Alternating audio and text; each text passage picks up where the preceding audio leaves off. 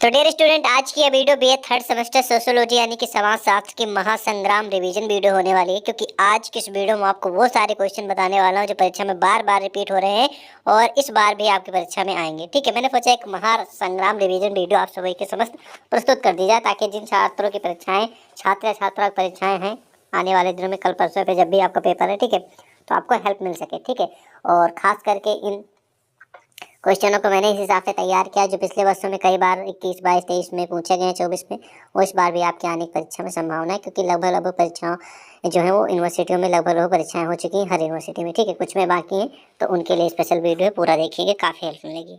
तो आज की इस वीडियो का जो पहला प्रश्न है ये है कि धर्मनिरपेक्षीकरण क्या है। इसका उत्तर जानते हैं। इसका उत्तर लिखेंगे कि धर्मनिरपेक्षीकरण अथवा लौकिकीकरण, ध्यान सुनेंगे, धर्मनिरपेक्षीकरण अथवा लौकिकीकरण वह प्रक्रिया है जिसमें परिणाम स्वरूप किसी समाज में धर्म के आधार पर सामाजिक व्यवहार में भेदभाव समाप्त किया जाता है।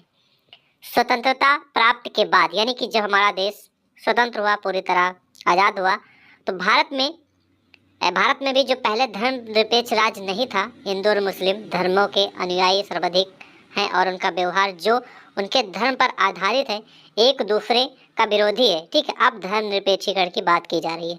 धर्मनिरपेक्षीकरण का सिंपल सा मतलब ये हो गया कि जिस भी समाज का, जिस भी राज्य का, जिस भी देश का कोई भी अपना धर्म ना हो, सभी समान धर्म हो, ठीक है, और सभी के साथ एक जैसा व्यवहार हो। ठीक है, ये ना देखा जाए कि ये भाई इस जाति का है या फिर इस धर्म का है, फिर ये विकलांग है या फिर ये इस तरह की इसको सुविधाएं नहीं मिलेंगी। तो धर्मनिरपेक्ष राज्य का मतलब, ये धर्मनिरपेक्ष का मतलब ये होता है कि एक जैसा व्यवहार होना। ठीक है, तो वहीं पर यहाँ बताया गया कि भेदभाव को समाप्त करना, चाहे हिंदू हो चाहे मुस्लिम हो, समाज के व्यवहार के आधार पर, ठीक है, समाप्त किया जाए भेदभाव जो है। ठीक, महिलाओं पुरुष में या फिर गरीब अमीर में या फिर नॉर्मल इंसान में या फिर जो अपंग हैं या फिर जो किसी भी तरह से उनको कोई भी समस्या है, तो उसमें कोई भेदभाव ना करें। ठीक है, ठीक, उसके बाद अब धर्मनिरपेक्षीकरण की बात की जा रही। वास्तव में धर्मनिरपेक्षीकरण जो बुद्धिवाद पर आधारित है, आधुनिकीकरण के लिए आवश्यक है, क्योंकि प्रत्येक समाज अब आधुनिकीकृत होना चाहता है। ठीक है, यही कारण है कि धर्मनिरपेक्षीकरण को आश्रय दे रहा है। धर्मनिरपेक्षीकरण का प्रत्यक्ष संबंध तार्किक दृष्टिकोण से है। इसके अंतर्गत विश्व की व्याख्या विशुद्ध चिंतन के रूप में प्रस्तुत की जाती है। समाज में जितने भी व्यवहार तर्क विहीन हैं, यानी कि जो भी व्यवहार बिना तर्क के हैं, वे इस प्रक्रिया के द्वारा नष्ट होते जाते हैं। धर्मनिरपेक्षीकरण वह प्रक्रिया है जिसके द्वारा परंपरागत विश्वासों तथा धारणाओं के स्थान पर तार्किक ज्ञान का प्रादुर्भाव होता है। ठीक है, वही होता है धर्मनिरपेक्षीकरण। और धर्मनिरपेक्षीकरण की परिभाषा श्रीनिवास जी ने दी है, जो कि प्रमुख विद्वान और समाजशास्त्री हैं। इन्होंने कहा कि धर्मनिरपेक्षीकरण में यह बात निहित है कि जिसे पहले धार्मिक माना जाता था वह अब वैसा नहीं माना जाता। उन्होंने उसका स्पष्टीकरण करते हुए लिखा है कि उसमें विभेदीकरण की एक प्रक्रिया भी निहित है, जिसके परिणाम स्वरूप समाज के विभिन्न आर्थिक, राजनीतिक, कानूनी तथा नैतिक पक्ष एक दूसरे के मामले में अधिकाधिक सावधान होते जाते हैं। ठीक है, तो ये परिभाषा श्रीनिवास ने जी ने दी है। ठीक है, जिसको ध्यान रखना है। और मैं आपसे एक निवेदन करूंगा कि आप जिस भी प्रश्न का उत्तर तैयार करें, ठीक है, कम से कम उसको आप 3 से 4 बार जरूर पढ़ लें। ठीक है, मैं गारंटी दे रहा हूँ, मोहर लगा के बोल रहा हूँ कि अगर आप 3 बार 4 बार एक कोई भी प्रश्न है उसका उत्तर अच्छे से पढ़ लेंगे तो आपके दिमाग में नस नस में भर जाएगा। एक बार पढ़ने से या फिर एक बार समझने से, 2 बार पढ़ने से हो सकता है आपके दिमाग में ना आए, वरना एक ही बार 2 बार पढ़ने से अगर सब हो जाता तो आजकल सब IAS PCS बड़े बड़े, मतलब कि हाई पोस्ट पे हर एक इंसान होता। तो रिवीजन मस्ट है, रिवीजन करेंगे तो मैं आपको बता रहा हूँ आपको बहुत सफलता मिलेगी। ठीक है, तो मैंने मतलब इसका सिंपल से बता दिया, बाकी आप आगे बना के भी लिख सकते हैं। ठीक है, चलिए अगला जो महत्वपूर्ण प्रश्न है, जो कॉमन है, कई बार रिपीटेड है, आएगा पक्का तय है, कि सामाजिक परिवर्तन की परिभाषा दीजिए। ठीक है, और सामाजिक परिवर्तन के कुछ कारकों का वर्णन कीजिए। तो मेन क्वेश्चन ये है कि सामाजिक परिवर्तन की परिभाषा, जो कि परीक्षा में रिपीट होता आएगा। सुनिए उसका उत्तर कि प्रत्येक समाज ने अपनी भाषा तथा शैली, रहन सहन, रीतियां, रूढ़ियों, मूल्यों एवं परंपराओं को विकसित किया है। प्रत्येक समाज में भाई हर एक शहर का, हर एक जो प्रदेश है, ठीक है, सभी जगहों का जो सोसाइटी यानी समाज है, वहाँ का सिस्टम अलग अलग है, वहाँ की भाषा अलग है, रहन सहन अलग है। ठीक है, कहीं पर आप लोग देखते होंगे कि लोग झोपड़पट्टी में रहते हैं। कहीं पर आपने देखा होगा कि सोसाइटी है जहाँ पर सेक्टर लगते हैं, वहाँ पर वीआईपी लोग रहते हैं, ठीक है, बड़े बड़े घरों में। तो वही यहाँ पर मैं आपको बता रहा हूँ कि प्रत्येक समाज जब भी आप किसी भी शहर या फिर किसी भी प्रदेश में जाएंगे तो सभी का समाज मतलब सभी जगहों का समाज अलग अलग है और वहाँ की भाषाएं भी बदली हैं। जैसे कि अगर आप गांव क्षेत्र में जाएंगे या फिर ग्रामीण एरिया जिसको बोलते हैं उसमें जाएंगे तो वहाँ का जो भाषा होगा, लोगों को बोलने का तरीका होगा, वो अलग होगा, ठीक है। वही अगर आप शहरी एरिया में जाएंगे तो वहाँ पर कोई भी बंदा बोलेगा तो उसका मतलब कि बोलने का तरीका अलग होगा।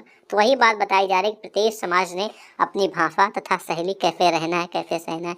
आपने देखा होगा कि बहुत लोग भाई ज़्यादातर जो पिछड़े एरिया के लोग जो बहुत ही गरीब हैं, ठीक है, आपने देखा होगा कभी वो साबुन से हाथ ना धुलते होंगे, ऐसे ही खाना खा लेते होंगे, ठीक है। और बहुत सारे जो अच्छे घराने के लोग हैं, जिनकी सभ्यता है, जिनको जानकारी है, वो देखिए हाथ धुलकर खाना खाते हैं। तो देखिए रहन सहन के अंतर्गत हर चीज़ आ जाएगी, रहन सहन, ठीक है, सब चीज़ इंसान के पूरा जीवन शैली रहन सहन के अंतर्गत आ जाएगा। वहाँ की क्या रीतियाँ हैं भाई, कहीं पर रीति ऐसी चलती है कि एग्जाम्पल के रूप में मैं आपको बता दे रहा हूँ। अपने खास करके रीतियों की बात आई तो रीति रिवाज विवाह में आपने देखा होगा जो ग्रामीण एरिया में या फिर ज़्यादातर जो मीडियम थोड़ा बहुत शहर में या फिर ग्रामीण एरिया में शादी विवाह होते हैं तो आपने देखा होगा कि जब आजकल जयमाल का तो ज़माना है ही, आप लोग सभी जानते हैं कि स्टेज पे लड़की और लड़का जाएगा तो वहाँ पर जो लेडीज होगी यानी कि लड़की होगी वो विदाउट घूंघट की होगी, यानी कि उसका चेहरा दिखेगा, वहाँ बराबर फोटो शूट होगा, सभी उसके लड़की पक्ष के लड़के पक्ष के दोनों के रिलेशन वाले माता पिता सब मतलब जो भी जाते होंगे शादी विवाह में वो सभी मौजूद होंगे, ठीक है। तो वहाँ पर वो लोग घूंघट में नहीं रहते। लेकिन दिन जब विवाह होता है, जब पंडित आता है, ठीक है, या फिर पंडित आने के बाद सुबह विदाई होती है तो आपने देखा होगा कि जो लेडीज होती हैं, ठीक है, उनकी जो विदाई घूंघट के अंदर होती है, ठीक है। ये ग्रामीण एरिया में ज़्यादा है। लेकिन वही शहरी एरिया की बात की जाए तो शहर एरिया में ऐसा कुछ नहीं है।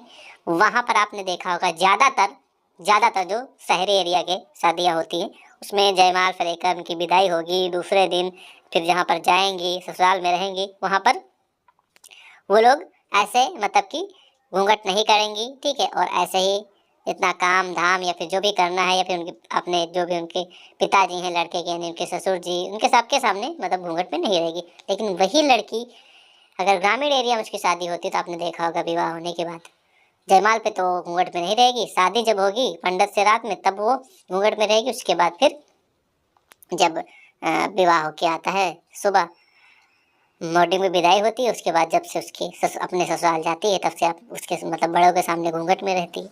तो ये आपने देखा तो ये सब होता है, रहन सहन रीतियाँ सब जगह की अलग अलग है। तो आप ऐसे बना के लिखते जाइए, क्या दिक्कत है, नंबर पूरे मिलेंगे।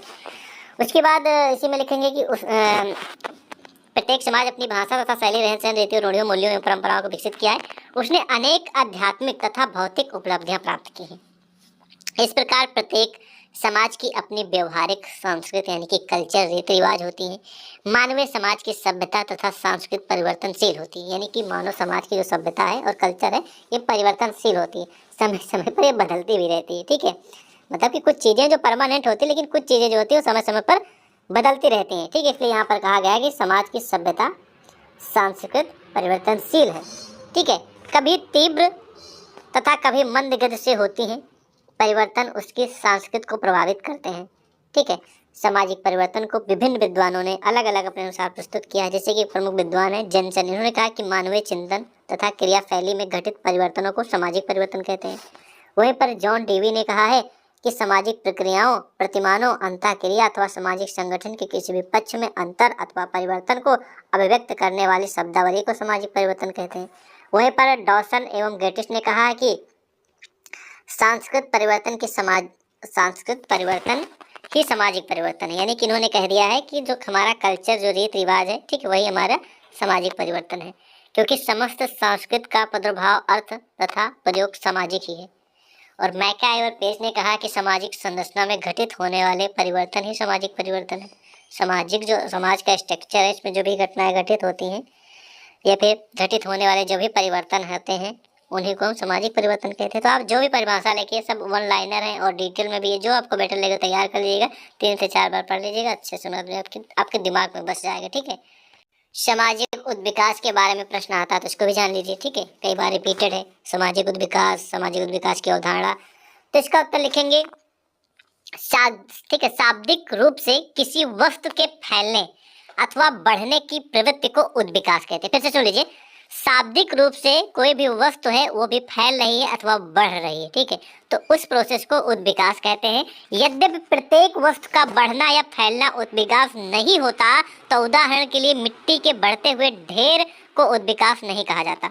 वास्तव में उद्विकास का संबंध उस फैलाव यानी कि फैलने से है जिसमें कोई भी वस्तु सरल अवस्था से जटिल अवस्था यानी कि छोटी अवस्था से बड़ी अवस्था में आ जाती है। उद्विकास को हम निम्न सूत्र द्वारा प्रकट कर सकते हैं। पहला है निरंतर परिवर्तन, निश्चित दिशा गुणात्मक अंतर प्लस ढांचे व कार्य में विभिन्नता बराबर उद्विकास। मतलब कोई भी निरंतर परिवर्तन हो रहा है, ठीक है, प्लस ये कोई निश्चित दिशा है, ठीक है, कोई निश्चित दिशा, उसमें गुणात्मक अंतर आएगा यानी कि उसकी क्वालिटी में अंतर आएगा। फिर ढांचे व कार्य यानी कि उसका जो स्ट्रक्चर है, ढांचा है, और कार्य में अलग अलग तरीके होंगे, ठीक है, तो उस चीज को उद्विकास कहा जाएगा, ठीक है। उसके बाद अगला पॉइंट इसमें कि उद्विकास किसी एक विशेष दिशा में होने वाला वह परिवर्तन है जो वस्तु की आंतरिक शक्तियों के परिणाम स्वरूप पैदा होता है तथा इससे वस्तु की जटिलता में वृद्धि होती है। हर्बर्ट स्पेंसर एक प्रमुख विद्वान, इन्होंने कहा है कि उद्विकास कुछ तत्वों का एकीकरण तथा उससे संबंधित वह गति है जिसके दौरान कोई तत्व एक निश्चित तथा ठीक है समृद्ध समानता से निश्चित और समृद्ध भिन्नता में बदल जाता है। उद्विकास एक ऐसा परिवर्तन है जिसके अंतर्गत किसी वस्तु में होने वाला परिवर्तन अनेक स्तरों से होकर गुजरता है। जैसे जैसे जैसे परिवर्तन का स्तर बदलता है वैसे वैसे उस का रूप जटिल होता जाता है, ठीक है। यानी कि कोई चीज़ इतना है, सिंपल सी बात, उसमें बढ़ाएं, कोई चीज़ इतना है तो उसमें अगर निरंतर कोई चीज़ वृद्धि होगी तो बड़ा ही तो होगा। एग्जाम्पल के रूप में क्या मैं आपको बता दूं, ठीक है, कोई एग्जाम्पल मैं आपको बहुत बड़ा दे रहा हूँ, ध्यान से सुन लीजिए कि बैलून है जिसको गुब्बारा बोलते हैं, तो गुब्बारा पहले छोटा रहता है कि नहीं रहता है, कितना बड़ा रहता है, इतना छोटा रहता है, ठीक है। उसके बाद उसमें हवा जाए तो बढ़ता है, ठीक है, उसके बाद बढ़ता है, ठीक है, उसके बाद बढ़ता परिवर्तन होता बढ़ता बढ़ता उसका भार भी अधिक हो जाता है और वो जटिल भी दिखने लगता है, ठीक है। तो इस प्रकार आप समझ सकते हैं और काफ़ी हेल्पफुल प्रश्न, ध्यान रखेंगे। और उद्विकास की कुछ विशेषताएं भी जान लीजिए, ठीक है। पहले विशेषता है कि उद्विकास का संबंध परिवर्तन से होता है यानी कि बदलाव से होता है। दूसरा है कि यह एक ऐसा परिवर्तन है जिसकी अनेक अवस्थाएं हो सकती हैं, ठीक है, छोटा बड़ा, ठीक है, चौकोर में, तिकोना हो सकता है, ठीक है, लंबाई में हो सकता है। ऐसे उद्विकास सदैव सरलता से जटिलता की ओर होता है, यानी कि पहले सरल रहता बाद में जटिल हो जाता है। अर्थात इस परिवर्तन का प्रत्येक आगामी स्तर अपने पूर्वगामी स्तर से जटिल होता है, यानी कि पहले से बेटर और पहले से बड़ा होता है, ठीक है, लंबा चौड़ा मोटा पतला, मतलब कि पतला नहीं मोटा, मतलब कि कोई भी चीज़ है वो पहले से उसका लेवल है बढ़ता ही जाएगा, ठीक है। जैसे इंसान है, मान लीजिए एग्जाम्पल दे रहा हूँ, इंसान का यहाँ पर मतलब नहीं, तो इंसान धीरे धीरे बढ़ता ही तो है, ठीक है, उसका आकार बढ़ता है तो पहले छोटा ही रहता है ना, तो छोटे से ही बड़ा होता है ना, तो वही चीज़ यहाँ पर है। अगला एक उद्विकास एक निश्चित दिशा में होने वाला परिवर्तन है, ठीक है, और उद्विकास विभेदीकरण भी की एक प्रक्रिया है। उद्विकास विभेदीकरण की भी एक प्रक्रिया है। उद्विकास निरंतर एवं धीमी गति से होने वाला परिवर्तन है। उद्विकास के दौरान वस्तु अथवा समाज में गुणात्मक परिवर्तन होता है। अगला की आंतरिक शक्तियाँ या फिर आंतरिक शक्तियों के फलस्वरूप किसी वस्तु में होने वाले परिवर्तन का संबंध उद्विकास से होता है, ठीक है, ठीक है। तो ये कुछ विशेषताएं आपको ध्यान रखना है, कम से कम 6 तो तैयार कर लीजिएगा, नहीं तो 5 तो आपको जरूर तैयार कर लेना, ठीक है, एकदम आसान है, ध्यान रखेंगे, प्रश्न आएगा तो आप लिख दीजिएगा, ठीक है।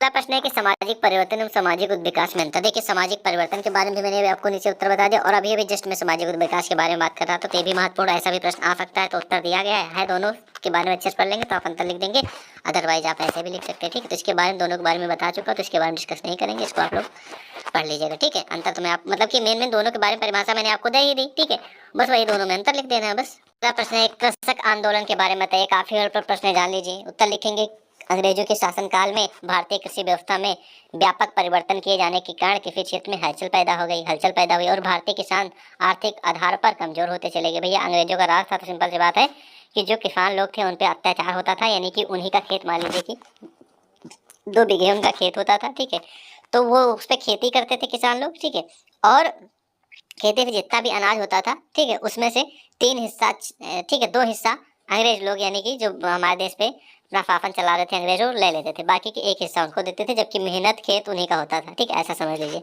तो काफ़ी ज़्यादा अत्याचार हो रहा था और भारतीय किसान आर्थिक आधार पर कमज़ोर होते चले गए और अंग्रेजों के शासनकाल में भारत के किसान लगान की ऊंची दरों, जमींदारी क्षेत्रों में बेगार प्रथा की कठोरता तथा अनेक नियम विरुद्ध बेदखली से परेशान होने के कारण कृषक आंदोलन सक्रिय हो गया। यानी कि भाई सिंपल सी बात है कि कोई किसान है, मान लीजिए वो भाई 1 बीघा खेती करता, उसमें मेहनत करता है, खाद डालता है, ठीक है, जुताई कराता है, उसमें फसल लगाता है, फिर उसको उगाता है, काटता है, पीटता है, फिर जाके उसको मिलता है, और उसमें जाके आप लोग अंग्रेज लोग क्या करते थे, बांट लेते थे।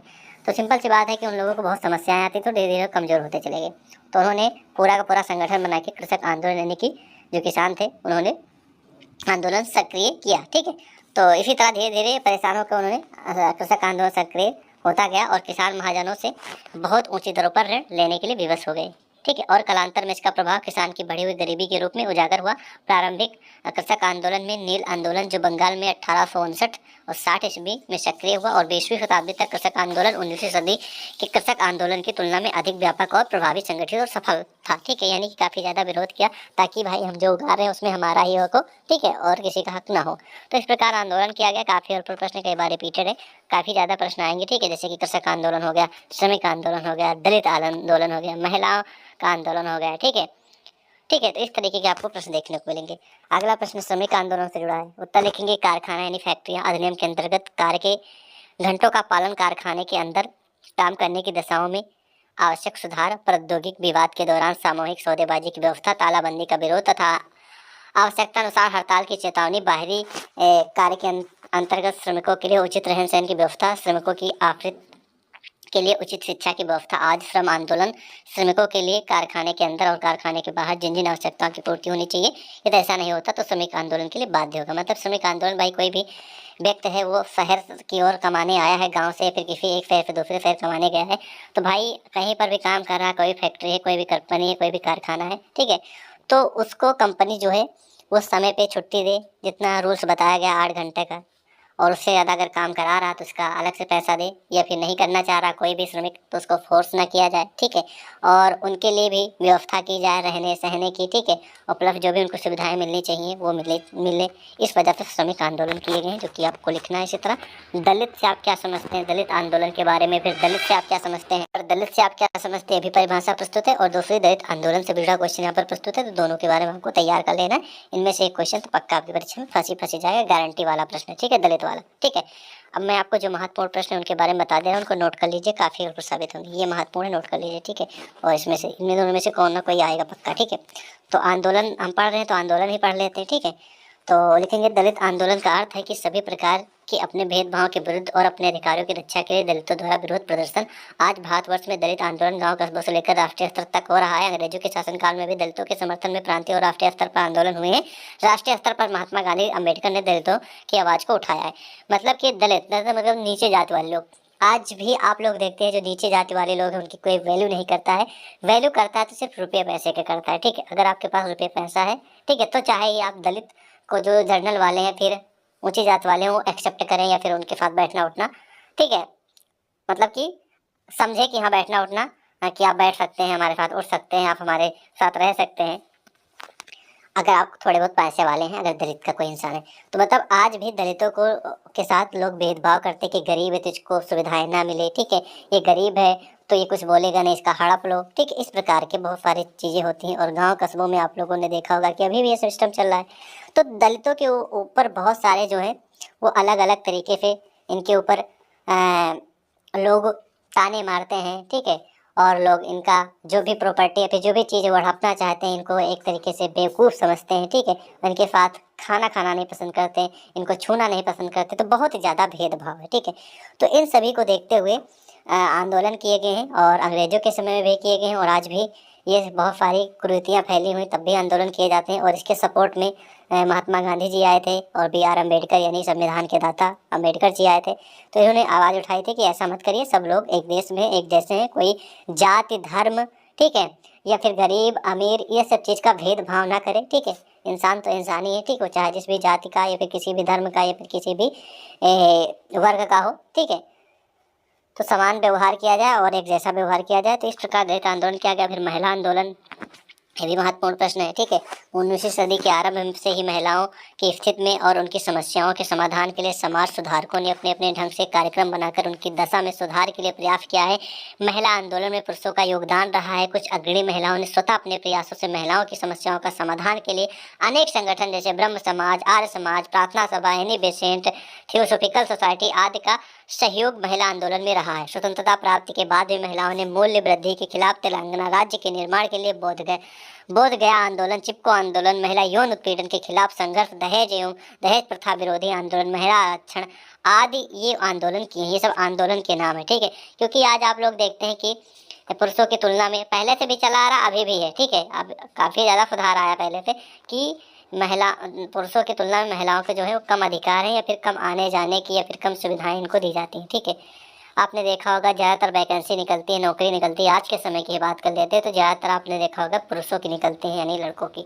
आज भी ऐसे भी बहुत सारे परिवार हैं, ऐसे बहुत सारी समाज के लोग हैं जो अपनी बहन बेटी को बाहर पढ़ने के लिए नहीं भेजते, या फिर उनको कमाने के लिए बाहर नहीं भेजते, ठीक है, और उसकी तुलना में पुरुषों को भेज देते हैं। तो ये कहीं ना कहीं महिलाओं को कमज़ोर बनाती हैं, और महिलाओं को अपने आप में घुटन उनको महसूस होती है कि भाई हम तो कहीं जा ही नहीं पा रहे, हम किसी के काम के नहीं हैं। और लास्ट में जब उनका शादी विवाह हो जाता है तो पति अच्छा मिल गया तो ठीक है, नहीं मिला तो भाई धोखा दे दिया, या फिर कह दिया भाई जाओ, हम आपके साथ नहीं रहेंगे, तो वो कहाँ जाएँ, न घर के न घाट के। तो वैसे ही है, ठीक है। उसके बाद अगला महत्वपूर्ण प्रश्न है पर्यावरण आंदोलन, इसको तैयार कर लीजिएगा, ठीक है, ठीक है, जो कि महत्वपूर्ण प्रश्न है। उसके बाद घरेलू हिंसा के बारे में थोड़ा बहुत पढ़ लीजिएगा, ये भी महत्वपूर्ण प्रश्न है, ठीक है। प्रगति एवं विकास दोनों के बारे में पढ़ लीजिएगा, महत्वपूर्ण प्रश्न नोट कर लीजिएगा। मैं आपको पीडीएफ शेयर कर दूंगा, कहाँ पर कैसे करूँगा बता दूंगा, पहले महत्वपूर्ण सुन लीजिए क्वेश्चन, ये भी महत्वपूर्ण प्रश्न कई बार रिपीटेड है, नोट कर लीजिए, ओके। उसके बाद सांस्कृतिकरण के बारे में थोड़ा बहुत पढ़ लीजिएगा, ठीक है, ये भी महत्वपूर्ण प्रश्न है, ओके। चलिए, सामाजिक विकास के बारे में मैंने आपको बता ही दिया है। सूचना प्रौद्योगिकी, जिसको इंग्लिश में इंफॉर्मेशन टेक्नोलॉजी बोलते हैं, भी कभी कभी आ जाता है, उसके बारे में थोड़ी बहुत पढ़ लीजिएगा, ठीक है। उसके बाद सामाजिक परिवर्तन की परिभाषा मैंने आपको बता ही दी है। और अगला प्रश्न है कि 19वीं शताब्दी में कुछ सुधार आंदोलन किए गए, उनके बारे में पढ़ लीजिएगा। और ये पूरी पीडीएफ आपको हम टेलीग्राम व्हाट्सएप पर शेयर कर देंगे, जिसका लिंक इसी वीडियो के डिस्क्रिप्शन में। तो व्हाट्सएप ग्रुप से ज्वाइन होने के बाद आप हमें पर्सनल मैसेज कर दीजिएगा कि सर हमें BA थर्ड सेमेस्टर सोशियोलॉजी की पीडीएफ चाहिए महासंग्राम वाली, तो हम पीडीएफ सेंड कर देंगे, तैयारी कर लीजिएगा। आज की वीडियो में इतना ही, मिलते हैं अगले वीडियो में, जब तक के लिए जय हिंद।